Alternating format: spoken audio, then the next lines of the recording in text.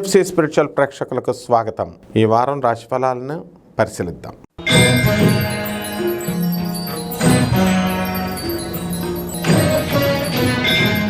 కన్యారాశి. ఈ కన్యారాశి వారందరికీ కూడా మనకి రవి మేషరాశిలో, బుధ శుక్ర రాహు శని గ్రహాలు మీనరాశిలో, అలాగే కర్కాటక రాశిలో కుజుడు, వృషభ రాశిలో గురుడు, కేతువు కన్యారాశిలో ఉన్నాడు. కాబట్టి కన్యారాశి వాళ్ళు అంటే హడళ్ళు అనమాట. అందరికీ కూడా భార్యాభర్తల మధ్య గొడవలు, అపార్థాలు ఇలాంటివన్నీ కూడా మరి సప్తమ రాహు ఉన్నాడమ్మా, దానివల్ల జరుగుతాయి. కాబట్టి ఇలాంటి వితండ వాదాలు చేసుకోకండి, అనుమానాలు గిన్మానాలు పెట్టుకోకండి. అలాగే భూములు అమ్మి పడేస్తారు మీరు, బ్రహ్మాండమైనటువంటి రేట్లు మీకు వచ్చేస్తాయి.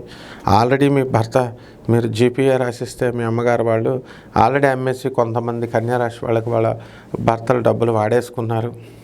అలాగే కాపురాల కోసం విదేశాలకు వెళ్ళాలి అని కండిషన్స్ పెట్టుకున్నటువంటి భార్యలు మరి అలాగే విదేశాలకు కొంతమంది వెళ్ళడం అనేటటువంటివి జరిగినాయి. పెళ్ళిళ్ళు లేనటువంటి వాళ్ళకి వివాహాలైనవి, స్థలాలు లేనటువంటి వాళ్ళకి స్థలాలు కలిగినాయి. ఈ విధంగా స్థలాలు కొన్నారు. మరి కొత్త నూతన వస్త్రాలంకరణ అనేటటువంటిది మీరు చేసుకుంటున్నారు, కొంటారు. అలాగే కొత్త ఆభరణాలు కొంటారు.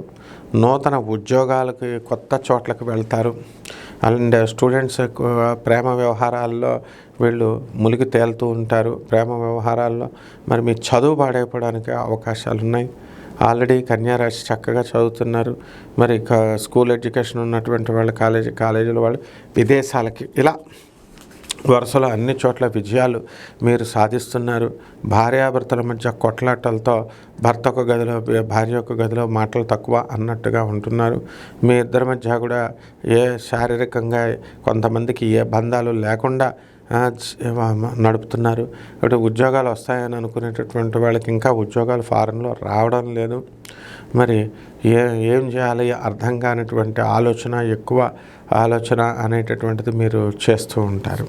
కాబట్టి ఈ కన్యారాశి వారంతా కూడా పొలాలు ఉన్నటువంటి వాళ్ళు మరి పొలాల్లో కౌలుకి ఎక్కువ పంటలు పండించడానికి ప్రయత్నాలు చేస్తూ ఉంటారు. ఇక పరిహారాల దగ్గరికి వచ్చేసరికి ఈ యొక్క రాశి వారికి, కన్యారాశి వారికి మనము బుధుడు బాగుండలేదు, అందులో తొందరపాటు నిర్ణయాలు తీసుకుంటారు. బుధ జపం చేసుకోండి, బుధ స్తోత్రాలు చదువుకోండి. బుధుడికి కిలోంపావు పెసల్ని తర్వాత పచ్చని వస్త్రాలనిచ్చి పేద బ్రాహ్మణికి బుధవారం నాడు ఉదయం 7 గంటలకి దానం చేసుకోండి. దశమహావిద్యల్లో ఒకటైనటువంటి భువనేశ్వరి అమ్మవారి యొక్క హోమాన్ని మీ ఇళ్లలో జరిపించుకోవడం ద్వారా బ్రహ్మాండమైనటువంటి ఫలితాలు మీకు లభిస్తాయి. శుభమస్తు.